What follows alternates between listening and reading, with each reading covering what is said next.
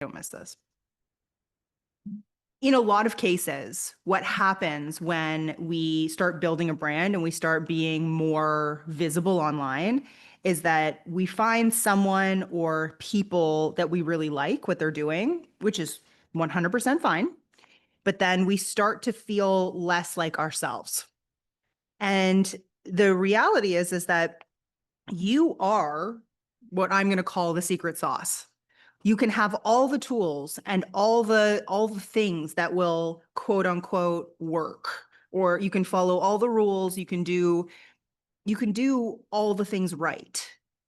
But at the end of the day, social media platforms are meant for social interaction. They're meant for people to meet, work with, talk to, engage with people. It's about community. And every single person who gets into real estate and is even moderately successful in real estate is good with people. So for a lot of you, that is it's almost your thing. Like, oh, well, get me face to face with someone and I got this. Like get me sitting down with someone and like, I'm good. I've got this. It's just the getting to that point that everybody seems to want more of. Social media is literally just taking the thing that you are already super, super good at and just getting you in front of more people at once. So if you think about it that way, you're already absolutely amazing at this whole thing just by virtue of like what you're already an expert at, or you already have that unconscious competence, I'm going to call it, right? You already know how to make people feel comfortable and to trust you and to feel safe with you, right? So with all of this comes, okay, great, but how do I get this thing that I'm so good at and make it reflect into the content that I'm creating? And I think that a lot of people struggle with that. So that's what I want to talk about today. With all of this too, there's an element of allowing yourself to unfilter or take yourself out of whatever box you've put yourself in, right? There is a tiny version of you right now that is probably being showcased online. And it's the version of you that you are the most comfortable with. It's the version of you that you feel comfortable sharing on a larger scale. But that's not the version of you that necessarily makes everyone feel really, really comfortable and safe in your presence. So we have to kind of break down that wall and allow you to actually like be more of yourself, because the more of yourself piece is essentially like that golden ticket. So as we go through this, I think that, some of you who have built brands or who are trying to be uber professional are going to be uncomfortable. Because the way that I've always seen it, especially online, those people who are absolutely super, super professional in every way online, and that stiffness that comes across, that's actually what's holding you back from the success that you actually want, because you want to be viewed a certain way instead of just being like a human being online. If all of this is making sense, can you just like let me know in the chat that it's making sense and that we're good and I can keep going? All right, cool. So with all of this being said, there are some things or some like key notes to keep in mind. The first thing is understanding what makes you weird. And I'm using the word weird or quirky or in the most like positive light, right? What makes you weird? What makes you different? What makes you too much is probably what your people in your life love the most about you. You want to start there. That is essentially the very first piece. So whenever we're talking about personal content, we always want to think about it as like, I would say like past, present, and lighthearted, or You have professional, you have personal, and then you have your secret sauce. And the personal and the secret sauce are kind of like tied together. But that secret sauce piece, sorry, there's a fly in here. The secret sauce piece should come through everything, including the authority content, including the professional content. Your quirkiness and the way you deliver things and the way that you are with the people who love you, that's how we are going to engage even more people who are going to love you. So there is something for each of us that we're hiding, or an element of us that we're hiding. And so the exercise today is just to figure out what that is. What is it that you're not being fully vulnerable with? And I don't mean vulnerable like you have to share the worst thing that's ever happened to you, but being able to show up in a way that isn't guarded and isn't, I'm going to use the word scripted, even though, yes, when you're recording content, some people are going to use scripts. That's 100% normal to do. But that when you're building the script, that the script is you. That how do I say this? It's not an aspirational version of you. I don't want you to make up an aspirational version of you and then try to play that part. I want you to just show up online the way that you actually are and the way that your friends and your family experience you. Because that is actually what is going to make you really successful online. So number one, own your quirks. Own your quirks, own your weird, and deliver things with your sense of humor and the words that you would use. And I'm a little bit self-deprecating, and so I am self-deprecating in every aspect. If you've ever come to one of our events, I will make fun of myself on stage. Like, and that is just part of who I normally am. I'm not hiding any parts of myself. If you've ever spent time with me one-on-one, I am the same person sitting on the couch one-on-one as I am on stage or here or anywhere else. And it's taken work to get there because we all have an aspirational version of ourselves that we think is more likable, or we think is more professional, or we think is more or is more attractive. Number two, share the story behind the why. People connect to your motivation more than your credentials. And I think this is also a version of hiding. So why do you do what you do? Tell that story. That story is going to let people in to what makes you different from every other agent. There is a general consensus in the general public that all of us are everyone in real estate is just money hungry, and that we will steal the shirt off your back, and that we will do whatever it takes to get a client or a deal. And that is not true. The majority of us are actually not like that. The majority of us are actually very different. There's like maybe a tiny percentage of people in the industry that are like that. They're just loud. So people connect to your motivation more than your credentials. So why do you do what you do? Tell that story. The third point is use your face and your voice. Personal brands are the future. Yes, we want people to use your team. We want them to work with your process, but you are going to bring people in. You are your brand. Each person on your team is their own brand. We need to stop hiding behind the houses and the graphics and the logos. You've got to show up like you're FaceTiming a friend. You've got to show up in a way that like you're most relaxed. And as though, like, let's say that you are on a FaceTime, you're on FaceTime with a client, and it's a client that you're super comfortable with. How would you have that conversation? Then how come when I put a camera or I clip a mic to you, all of a sudden you're a weird robot? Right? And it's true. It's like all the like personality and all the things that make you amazing like disappear. and then you become this like kind of like weird talking head. That doesn't translate. And I agree you didn't grow up in front of a camera, but a FaceTime camera is still a camera. There's a certain level of comfort that you have in front of a camera. And so a lot of it isn't you're not performing for the camera.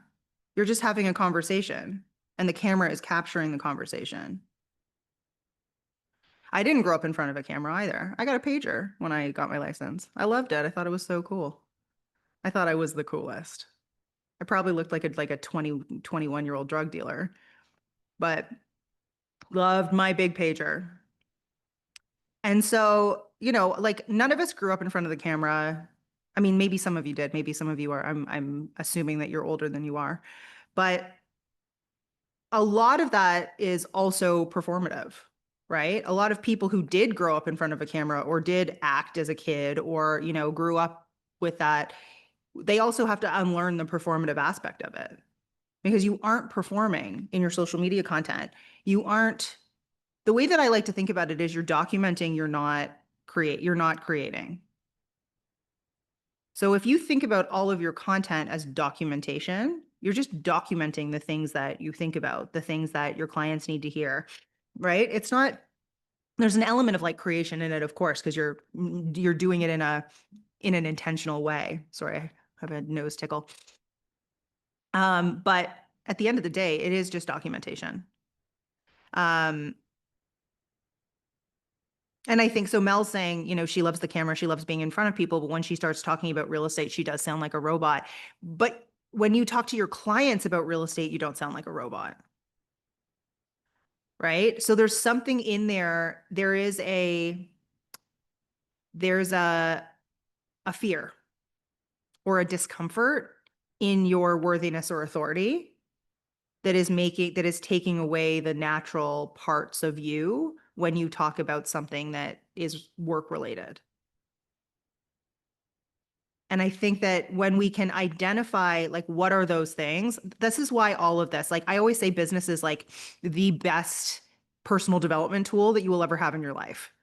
Every single thing from a personal development standpoint that you need to work on will show up in your business, whether you want it to or not. Right. And I think a lot of this too, like the showing up on camera, this isn't a skill. I wish that it was a skill because we can work on a skill, but for a lot of people, it's like breaking down all of the fears and all of the discomforts and all of the things that we have about our own authority, our own worthiness, um, our own ability to show up in that role. Because what if somebody sees it who knows more than we do? Like there's a fear that's coming through and it's a self, like that robotic part of it, it's a self-protection element of it. Um,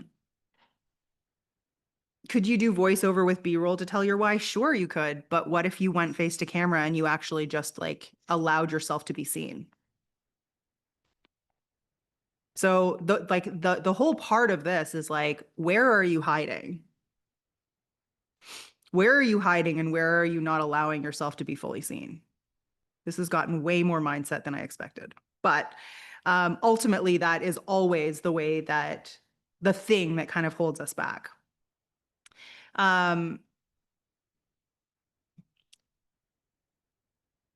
So Brianna is saying that like her interest in human design, how enthusiastic she feels, she thinks it feels childlike. And clients will hesitate to let them advise them through major financial transactions. So it makes her feel anxious.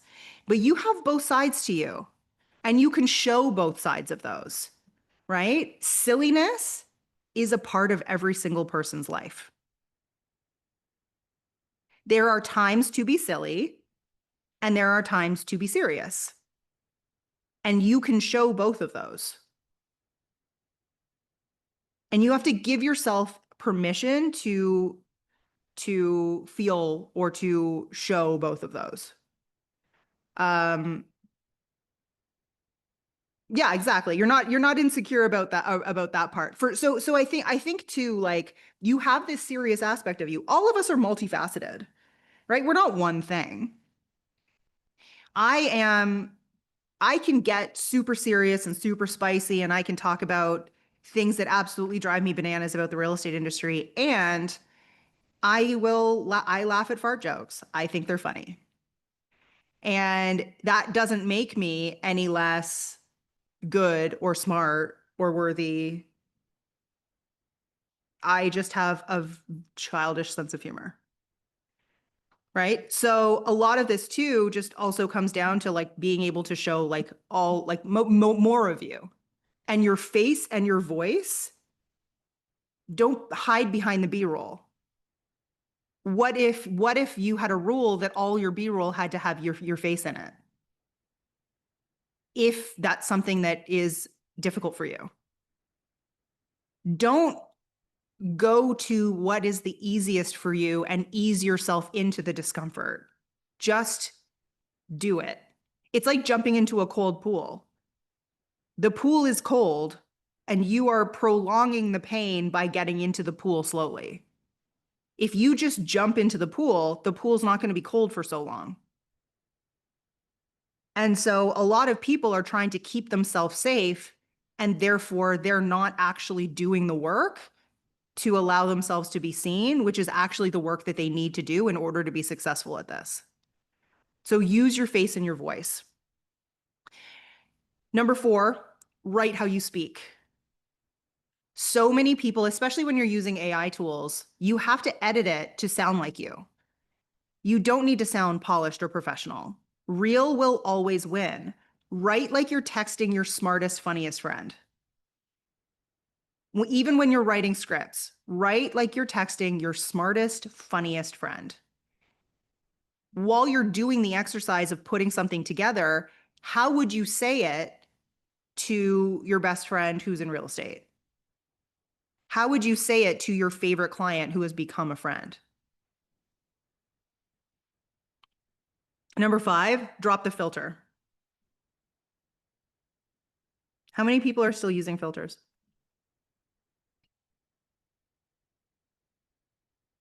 Even just little ones, even just light ones, even just like the Paris filter.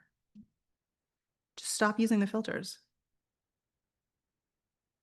I look at certain people's stuff and I'm like, this person doesn't look like a human being. This person looks like a strange doll. Like someone took an eraser to their face. You know what I mean? Um, it doesn't look good. It makes you feel safe because you're putting a barrier between real and what you're putting out online. Um, just stop the filter emotionally and visually. People don't want perfect, they want human. You are the only person who cares about what you look like. Let people see your mess, let people see your opinions, let people see your humor, and you will grow, and so will your audience. I did an Instagram story the other day about, I basically just was like, I was sitting in this chair and I storied myself this way. And I said, this is what most people will show you. And then I went like this and I showed how messy my table was. And I was like, no one else is going to show you this. I was like, my I'm sitting at the dining room table, but like my desk right now is bad. But I think that a lot of people won't show that because everybody thinks that everybody needs to have their shit together all the time. Um, I've told this story from stage. Carrie Lee's told this story, but her post that got the most direct clients when she was this is before she worked here, like when she was still a client of the listings lab, um, was chicken nuggets. Yeah, exactly. It was, she did a post about reaching into her purse, trying to grab a business card, and she pulled out a half-eaten chicken nugget. Most people wouldn't share that. Most people would hide that. Because she was willing to put that out there, she got like direct clients from that one post because there were people who were like, you understand me. You are a real person. You are not a real estate robot. Like, you get what I'm going through in my life and what this process is going to need and look like for me. And she got clients from it. So, yeah, exactly. So Justin just said, imagine how great those clients would be to work with too. They're like the best clients. So drop the filter, share what you believe, not just what you do. What are your values? What's your worldview? What beliefs are going to be what turn followers into fans? What hill would you die on?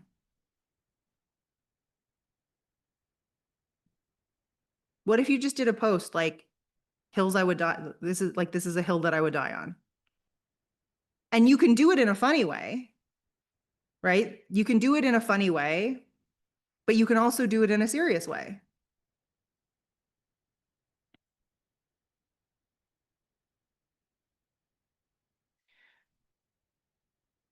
The people who build the biggest audiences, especially females, are the people who are willing to show themselves in a real light. It's the people who are willing to say, I have a giant zit on my nose. Or, oh my gosh, I have a dead tooth and this is what I'm doing and I have to get my dead tooth taken out. Those are things that people hide. If you've gained a little weight recently, would you tell people how much weight you've gained online? Why not?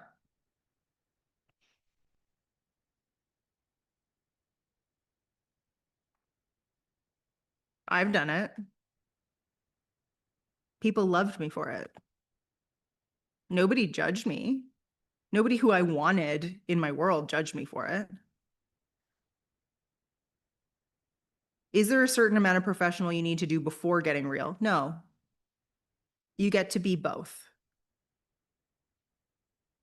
You get to be both. Think about the biggest creators out there, the original creators, even Gary Vee. Not a huge Gary Vee fan, but if you think about Gary Vee, there's nothing polished about him. Think about Grant Cardone.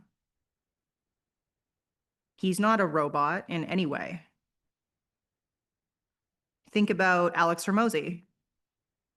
If you know who Alex Hormozy is, you know that he's wearing a wife beater and has a nose strip on half the time. These are people who show up as themselves. I've had conversations with Alex's wife, Layla, about how he dresses. And she's like, he dresses the way he wants to dress. And sometimes I have to call restaurants in advance to see if they're going to let him in wearing what he's wearing. And he's got $1 billion worth of portfolio companies that he's managing. Right? We play a part until we feel confident enough not to. What if you just drop the play, you drop the part, and you actually just build an audience that is actually like based on you? Your audience will grow faster. The faking it till you make it part is really what I think is wrong with most people's brands. Um, Teach what you've actually lived. People trust lived experience over theory. So share what you figured out the hard way, which is, again, how many people have been through the program? And I've said a million times, like, have you upsized? Talk about that. What was that process like for you? Have you gotten divorced? Talk about that. Talk about why that was hard and how and what you figured out along the way. Your lived experience matters so much more than how many people you've helped do the same thing. Unfortunately, people trust the lived experience over the theory.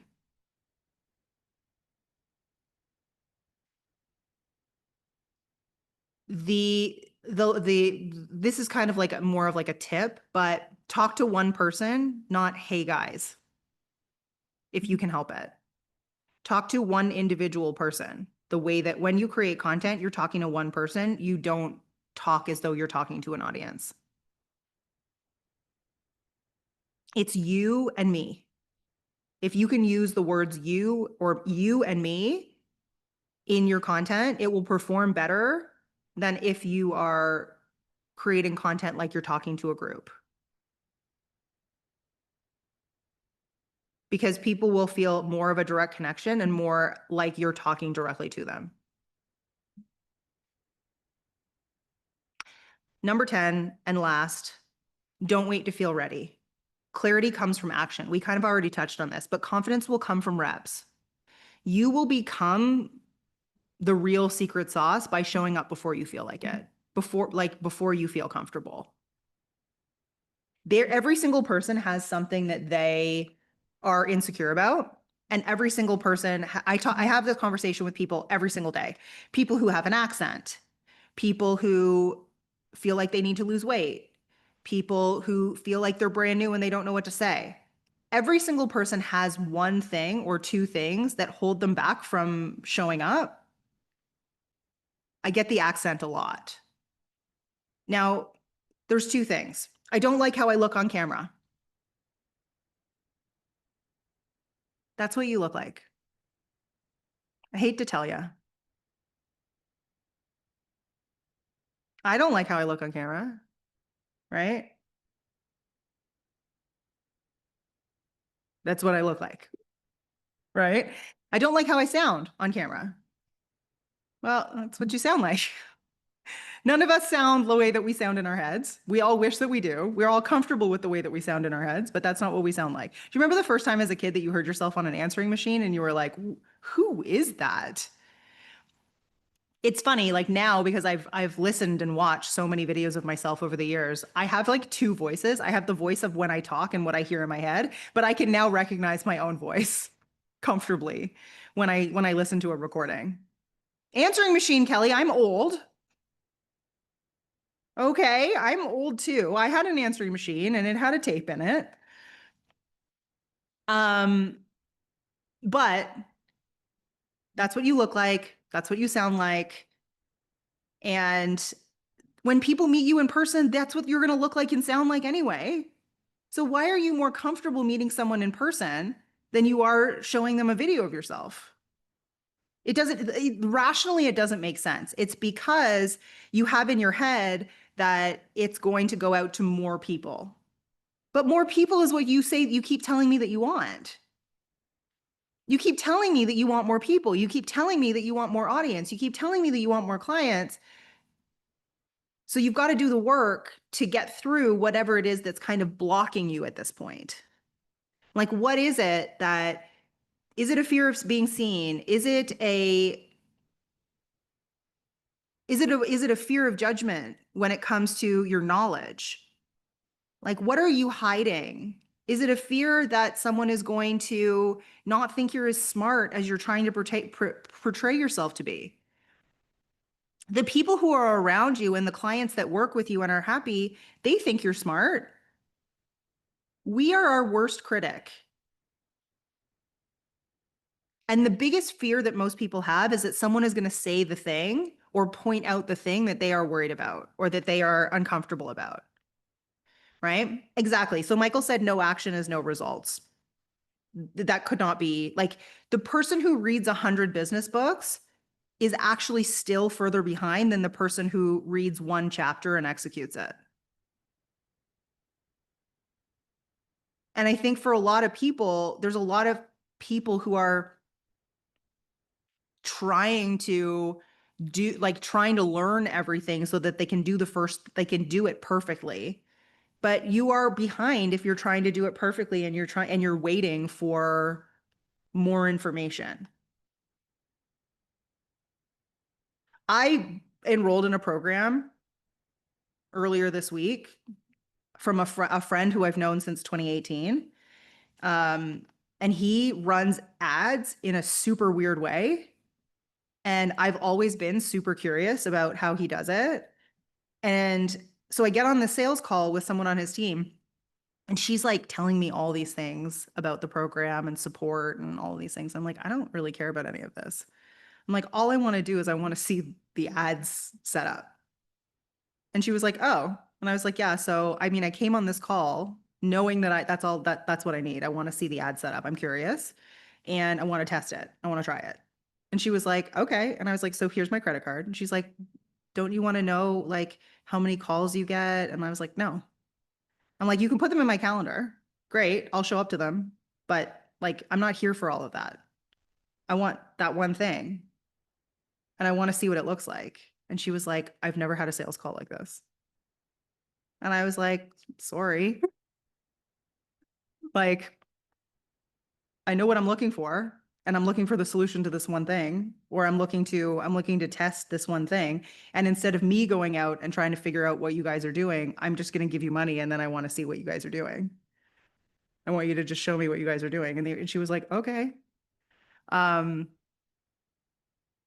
and I think someone else trying to be polite would have probably sat through the whole sales call and nodded and been like, uh-huh, because they wanted the other person to feel good about what they were doing. And I was like, look, this is what I'm here for. Like, I want this sales call you have booked for an hour. I'm going to do this in 10 minutes for you. And like, go get a coffee. Like, go enjoy the other 45 minutes of this. Um, because I know what I'm here for and I know what I want.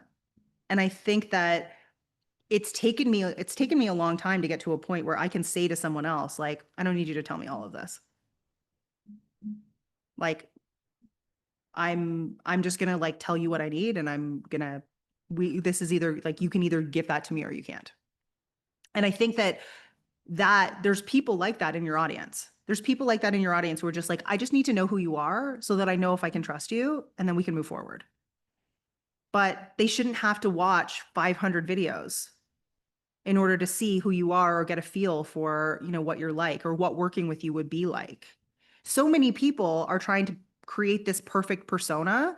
And then when they get in front of someone, there's like a disconnect. Have you ever met a celebrity where you like have an idea in your head of what that person's going to look like or look like or speak like or be like, and then you meet that person in person and you're like, oh, eh, that wasn't the greatest experience. That's why everybody hates J-Lo now.